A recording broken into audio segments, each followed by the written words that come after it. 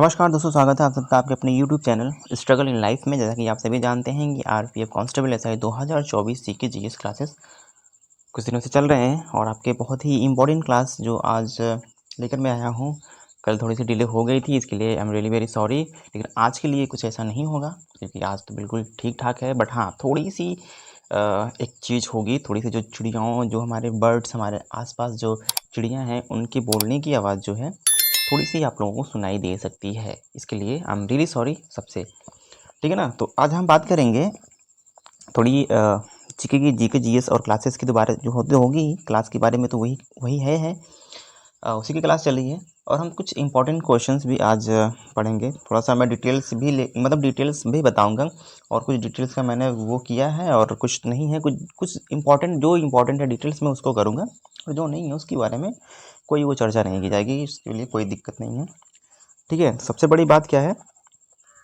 सबसे बड़ी बात ये है कि आप लोग मुझे जो प्यार दे रहे हैं इसके लिए बहुत बहुत धन्यवाद। मैं तहे दिल से शुक्रिया करता हूँ आप सबकी, क्योंकि मोटिवेशन अब मिलना शुरू हो गया है। मुझे मोटिवेट करते हैं आप लोग मुझे इसलिए क्योंकि आप देखिए, मैंने आज तक अभी सब्सक्राइब और लाइक के बारे में नहीं कहा, लेकिन आप लाइक करते हैं, सब्सक्राइब करते हैं, ये मेरे लिए बहुत बड़ी बात है। आज कल जब मैंने आईडी स्टूडियो खोला तो देखा तो मुझे काफ़ी खुशी मिली। जब मैं पढ़ा रहा था, जब अपलोड करने जा रहा था मैं, मुझे बड़ी खुशी मिली थी आप लोगों का प्यार देख के। तो बहुत बहुत धन्यवाद आप लोगों को। तो हम शुरू करते हैं अपने सेशन को, ज़्यादा बातें नहीं करेंगे, इसलिए सेशन को शुरू करेंगे। देखिए, जो हमारा पहला क्वेश्चन है वो है मूंगफली दाने। जो है मूंगफली दाने का औसत प्रतिशत होता है। मूंगफली में दाने का औसत प्रतिशत होता है, मतलब कितना होता है। जो मूंगफली दाना होता है उसका औसतन जो प्रतिशत होता है वो कितना होता है? तो वो होता है 70%। कितना? 70%। ओके, 70% होता है। ओके, ठीक है, इसको आप याद रखेंगे। निम्नलिखित किस बाघ संरक्षण स्थल, इसलिए यहाँ लिखा है निम्नलिखित किस बाघ संरक्षण स्थल से हाल ही में बाघों को गुप्त रूप से उद्देश्य होने की खबर है? मतलब जो गुप्त तरीके से, मतलब थोड़ा सा सीक्रेट तरीके से मतलब खबर हुई है कि ये अदृश्य होने की खबर जो मिली है, ये मतलब जो हुई है ये कहाँ से हुई है? कौन सा स्थल है, जो संरक्षण कौन सा स्थल है वहाँ से हुई है? तो ये है सरिस्का। कहाँ से? सरिस्का से हुई है, ठीक है। नेक्स्ट क्वेश्चन जो आपका है ये है, देखिए सबसे पहले ये आप देख लीजिएगा, ये जो आपका इंपॉर्टेंट क्वेश्चन, देखिए बहुत ही इंपॉर्टेंट क्वेश्चन है ये। विश्व का सर्वोच्च पर्वत शिखर, लिखा है ना, विश्व का सर्वोच्च पर्वत शिखर शिखर एवरेस्ट नेपाल में किस नाम से प्रसिद्ध है? ठीक है, नेपाल में है ये और ये किस नाम से प्रसिद्ध है? ठीक है, सबसे पहले तो आप ये जान लें कि नेपाल की राजधानी काठमांडू है ना। देखिए इस नाम से प्रसिद्ध है एवरेस्ट, जो एवरेस्ट पर्वत नेपाली जो सगर माथा संस्कृत देवनागरी तथा चीनी लोग इसे क्यूमोंग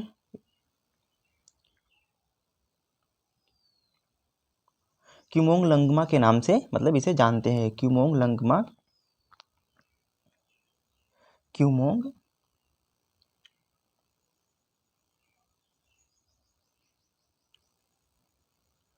लंगमा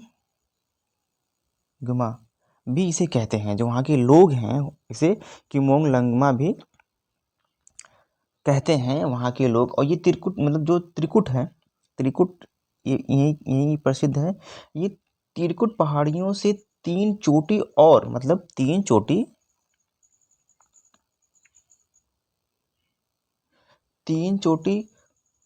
और सबसे ऊंची चोटी समुद्र तल से 2470 फीट की ऊंचाई तक जाती है और जमीन से लगभग 1500 फीट ऊंचाई।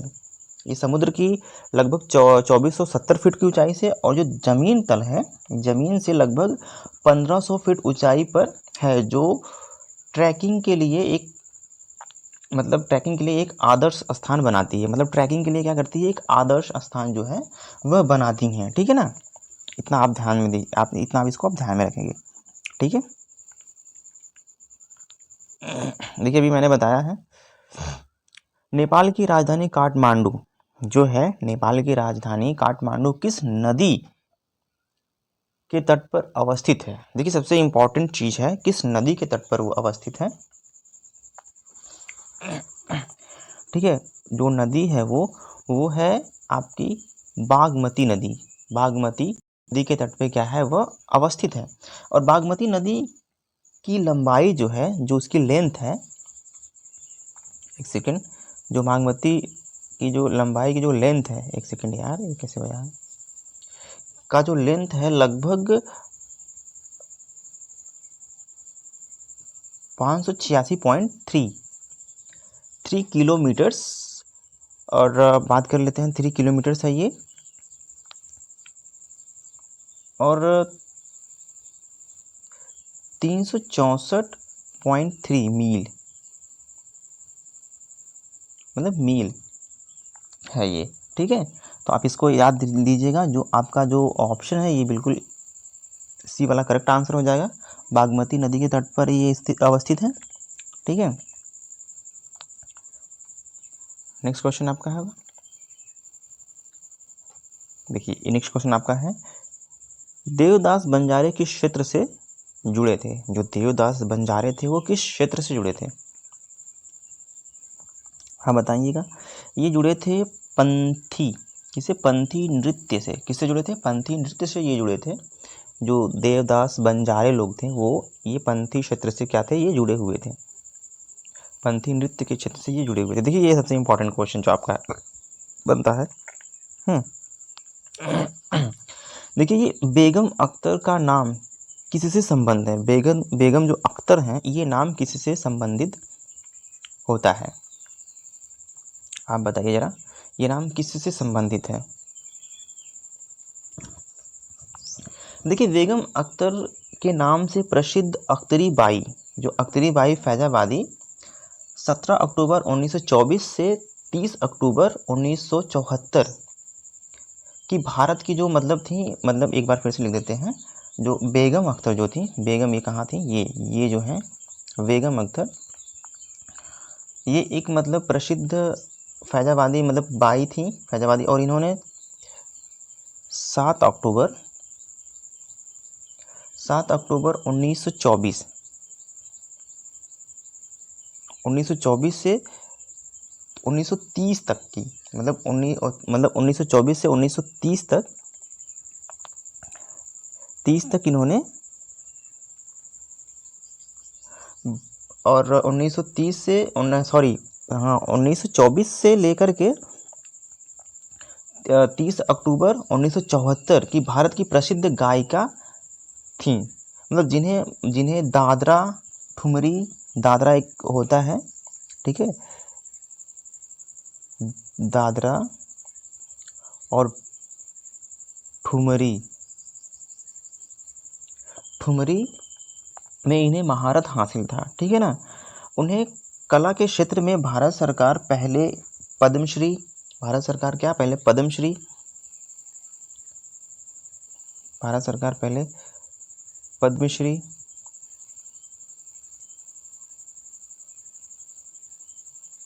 पद्मश्री बाद जो मतलब तथा सन 1974 में मरणोपरांत, जो लिखा है मरणोपरांत पद्म भूषण से सम्मानित किया था इन्हें। मतलब जो 1974 में मरणोपरांत पद्म भूषण से क्या किया था, उनको सम्मानित किया गया था 1974 में। 1974 में क्या किया था, इनको मरणोपरांत पद्म भूषण से इन्हें मतलब सम्मानित किया गया था कि इन्हें। तो इनका जो संबंध होता है ये यहाँ पे लिखा है ना, गजल और ठुमरी, शास्त्रीय गजल और ठुमरी से इनका होता है। और ये दादरा नाम एक मतलब थी, ये बहुत ही प्रसिद्ध गायिका थी जिन्हें काफ़ी लोग जानते थे। इनको पद्मश्री और पद्म भूषण से सम्मानित भी किया गया था, ठीक है। नेक्स्ट क्वेश्चन आपको मतलब निम्नलिखित में से कौन हिंदुस्तानी शास्त्रीय संगीत में सुविख्यात है। कौन से हैं जो मतलब हैं, MS शुभ लक्ष्मी, वो हिंदुस्तानी शास्त्रीय संगीत में क्या है, सुविख्यात है, मतलब बहुत ही ये प्रचलित है। ओके, नेक्स्ट क्वेश्चन आपका बनता है, हिंदुस्तानी संगीत का सर्वप्रथम प्राचीन घराना है, प्राचीन घराना है वो ग्वालियर घराना, ठीक है ना। ये कौन सा घराना है, ये ग्वालियर का घराना है ये। ओके, ये ग्वालियर का घराना है। ओके, आप ये आपका जो ऑप्शन ए हो जाएगा, बिल्कुल करेक्ट आंसर हो जाएगा ऑप्शन ए, ठीक है। नेक्स्ट क्वेश्चन पे चलते हैं,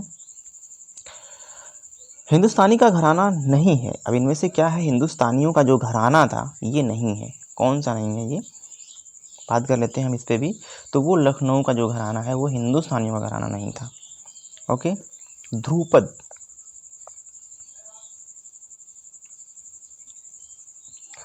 ठीक है, बात करते हैं हम ध्रुपद गायिका के लिए, ध्रुपद गायिका के लिए ग्वालियर घराना, अभी आपने देखा है ध्रुपद गायिका के लिए प्रसिद्ध घराना था वो, जो ग्वालियर का घराना जो था वो प्रसिद्ध घराना था, ठीक है ना।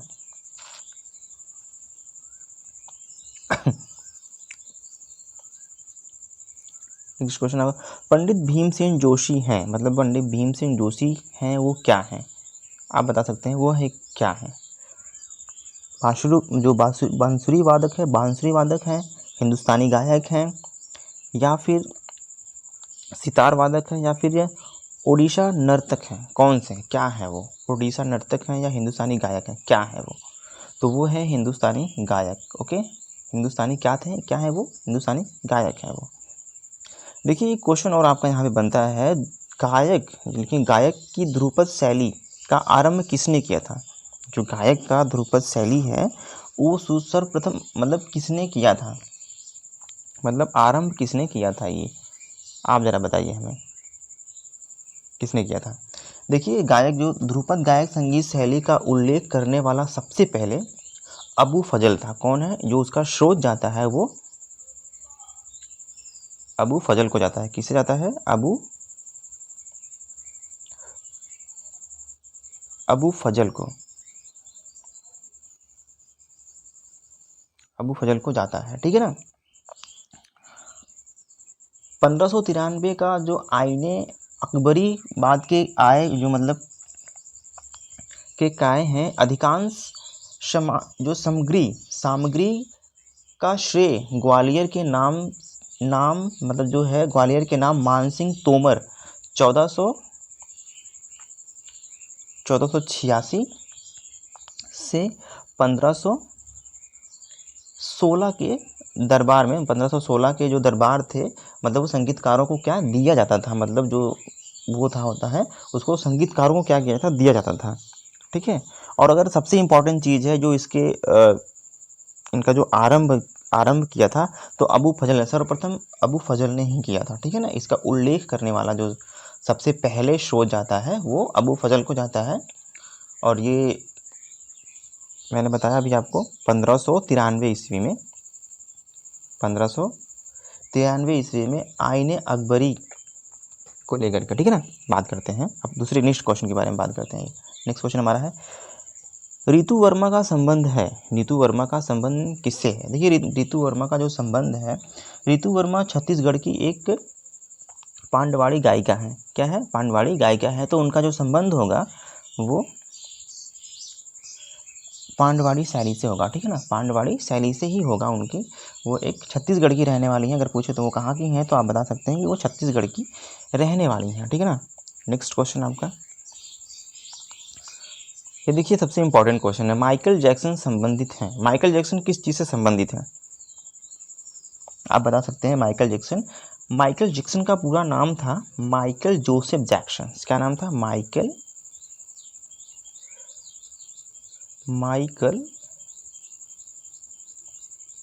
जोसेफ जैक्सन, जोसेफ क्या है, जैक्सन नाम इनका था, ठीक है।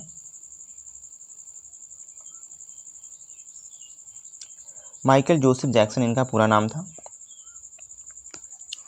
ओके। और जैक्सन 29 अगस्त 1958 अमेरिकी के पॉप सिंगर भी थे, जिन्हें किंग ऑफ पॉप के नाम से भी जाना जाता था, ठीक है ना, किंग ऑफ पॉप के नाम से भी ये इन्हें जाना जाता था। ओके, माइकल जैक्सन दंपति के 7वीं संतान थे, ठीक है ना, उनके वो 7वीं संतान थे, 7वीं संतान। ओके, वो 7वीं संतान थे। ओके, जिन्होंने सिर्फ मात्र 11 वर्ष की आयु में गायकी आरंभ कर दी थी। जैक्सन जो थे वो 5 समूह के सदस्य भी रह चुके थे, मतलब ओके 5 समूह के सदस्य भी रह चुके थे। और इनकी मृत्यु जो हुई थी 25 जून सन 2009 को दोपहर करीब 12 बजे हो चुकी थी, इनकी मृत्यु हो चुकी थी। दोपहर 12 बजे के करीब इनकी मृत्यु हो चुकी थी, 25 जून, ठीक है, 25 जून सन 2009 को इनकी मृत्यु हो चुकी थी, करीब 12 बजे, दोपहर को करीब 12 बजे हो चुकी थी। और ये 150 साल जीने की इच्छा रखते थे, 150 साल मतलब ये जीने की इच्छा रखते थे, ठीक है। ये 12 डॉक्टर रखे थे जिससे लैब टेस्टेड खाना खाते थे, 150 साल जीने की इच्छा रखते थे ये। और जिन्होंने 12 डॉक्टर ये रखे थे, उनका लैब टेस्टेड होता था और ये अचानक से इनकी मृत्यु हो जाती है, ठीक है ना। तो इतना आपको बहुत ही ध्यान से रखिएगा क्योंकि आपको ये भी बहुत ही इंपॉर्टेंट चीज़ है आपको पढ़ने के लिए। तो यहाँ पे देखिए लिखा है भादखड़े, क्या लिखा है, भादखड़े संगीत विश्वविद्यालय कहाँ स्थित है, तो वो है लखनऊ में, ठीक है। अमीर खुसरो का नाम किस वाद्य यंत्र के आविष्कार से मतलब संबंधित है, कौन सा ऐसा वाद्य यंत्र था जिससे वो मतलब बिल्कुल जुड़े हुए थे, इस आविष्कार के लिए इनका संबंधित है, तो वो था सितार से ये संबंधित है, ठीक है ना। निम्नलिखित में से कौन से एक हिंदुस्तानी शास्त्रीय संगीत का गायक गायिका है, मतलब शास्त्रीय का ये गायक जो और गायिका भी हैं, ठीक है, वो गंगूबाई हंगला, कौन है, गंगूबाई हंगला है, ठीक है। नेक्स्ट क्वेश्चन आपका बनता है, जैमिनी राय, क्या लिखा है, जैमिनी राय ने कला के किस क्षेत्र में नाम कमाया था, जैमिनी राय थी जो कला के कौन सा क्षेत्र था जिनमें उन्होंने अपना नाम कमाया था, वो कौन सा क्षेत्र था, बताइए आप हमें। तो वह था चित्रकला, कौन था चित्रकला, जिसमें आर्ट वगैरह बनाती थी वो, ठीक है। नेक्स्ट क्वेश्चन आपको मतलब पश्चिम बंगाल में फर्शों पर चित्रकारी का कौन सा रूप प्रसिद्ध है, फर्शों पर चित्रकारी का कौन सा जो रूप है वो बिल्कुल प्रसिद्ध है, कौन सा है वो है अल्पना, कौन सा है, अल्पना जो है चित्रकारी वो बिल्कुल प्रसिद्ध है। यहाँ पे एक और इम्पॉर्टेंट क्वेश्चन जो आपको बनता है, प्रसिद्ध मीनाकारी थेवा कला संबंध है किससे, कहाँ से है, बीकानेर से, प्रतापगढ़ से, बांसवाड़ा से, या फिर मतलब जयपुर से, तो वो है प्रतापगढ़ से क्या है, प्रसिद्ध है, ठीक है। ऑप्शन बी आपका करेक्ट आंसर हो जाएगा। लोक नृत्य राहुल का संबंध उत्तर प्रदेश के निम्न में से किस एक क्षेत्र से है एक क्षेत्र से है, कौन सा ऐसा है, बुंदेलखंड क्षेत्र, आपका जो है ऑप्शन बुंदेलखंड क्षेत्र, ओके, बुंदेलखंड जो क्षेत्र है यहीं से ये संबंधित है ये, ठीक है। नृत्य नाटक, क्या है, नृत्य नाटक सूर्यदास एवं संक्रिय किस पेशेवर जाति से संबंध रखते थे, किस पेशेवर जाति से क्या थे वो संबंध रखते थे, वो थे भवाई जाति से क्या करते थे, संबंध रखते थे। निम्नलिखित में से कौन सुमेलित नहीं है, देखिए महोबा में क्या होता है, आल्हा का ज़्यादातर वो है बोलबाला, मतलब ज़्यादातर आल्हा चलता है महोबा में, क्योंकि वहाँ ही के आल्हा उदल थे जिनकी मतलब कुछ इम्पोर्टेंट मतलब ऐसा कुछ हुआ था उनके साथ, कुछ आल्हा उदल के साथ कुछ हुआ था। कजरी जो होता है, कजरी वो हमारा मिर्ज़ापुर का है। देखिए जो ये बिरहा है यहाँ बिहार रहेगा, बिरहा बिहार से चलता है, ये कन्नौज लिखा है, ये सुमिलित नहीं है, ठीक है ना। बिरहा जो है ये बिहार का है, ठीक है, बिहार का, ठीक है ना, बिरहा जो बिहार का है। और रसिया तो बनारस का ही है, मतलब बरसाना तो ये तो आप जानते ही हैं, बरसाना, ओके। निम्नलिखित में से कौन सा युग्म सुमेलित है, जो मतलब जो कौन सा सुमेलित है जो युग्म है जो बिल्कुल करेक्ट है, इनमें से कौन सा है, वो है अंकी या टान। क्या है? अंकी या नाट, हाँ सॉरी, अंकी या नाट जो है असम, ये क्या है? बिल्कुल सुमेलित है, ठीक है ना। सुमेलित युग्म जो है वही है। निम्नलिखित में से कौन से नृत्य विद्या से संबंधित नहीं है? अब बताइए, निम्नलिखित में से कौन नृत्य विद्या से संबंधित नहीं है? आप बताइएगा इसमें से कौन सा नहीं है। तो इसमें से चैती जो है ये सुमेलित नहीं है। ओके, नेक्स्ट क्वेश्चन पे चलते हैं हम। आपका क्वेश्चन एक और बनता है, लोक नृत्य करने वाले को कहते हैं क्या? लौकिक कहते हैं, लोक नायक कहते हैं, लोक नर्तक कहते हैं, या फिर लोगों के साथ नाचने वाला, क्या कहते हैं? आप बताइएगा हमें इसमें से। तो लोक नर्तक यानी कि लोक नर्तक कहते हैं, जो लोक नृत्य करने वाले जो होते हैं उन्हें हम लोक नर्तक कहते हैं। ओके, ऑप्शन जो सी है बिल्कुल आपका करेक्ट आंसर हो जाएगा। ठीक है, देखिए मैं पढ़ा रहा हूँ, आप लोगों से बात बिल्कुल नहीं कर पा रहा हूँ, तो आप लोग बहुत ध्यान से देखिएगा। कोई जब किसी चीज़ पे बहुत ज़्यादा मन लगता है ना, तो ये ऐसे ही मतलब होता है। भारतीय लोक नृत्य नहीं है, इनमें से भारतीय लोक नृत्य नहीं है, इसमें से कौन सा है? एक है जो भारतीय लोक नृत्य नहीं है, इनमें से कौन सा है? आप बताइए ज़रा मुझे। घूमर, डांडिया, गरबा, कथकली। देखिए, जो घूमर है ये भी हमारी भारतीय है, डांडिया भी भारतीय है, गरबा भी भारतीय। जो कथकली है ये हमारा भारतीय नृत्य नहीं है, ये जो है भारतीय लोक नृत्य नहीं है। ठीक है ना। निम्नलिखित नृत्यों में से गुजरात से संबंध रखने वाला नृत्य कौन सा है? गुजरात से जो संबंध रखने वाला है वह नृत्य कौन सा है? आप बताइएगा इसमें से आपका क्वेश्चन नृत्य रखने वाला है। देखिए फिर से एक बार पढ़ लेते हैं। निम्नलिखित नृत्यों में से गुजरात से संबंध रखने वाला नृत्य कौन सा है? तो वो है डांडिया। डांडिया है जो नृत्य रखता है। नेक्स्ट क्वेश्चन आपका बनता है, लिखा किस भारतीय टेलीकॉम ऑपरेटर ने हाल ही में अपने ग्राहकों के लिए पे जो स्पीड पे सेवा की शुरुआत की है, मतलब सेवा शुरू की है, कौन सा है वो? जल्दी बताइएगा वो कौन सा है?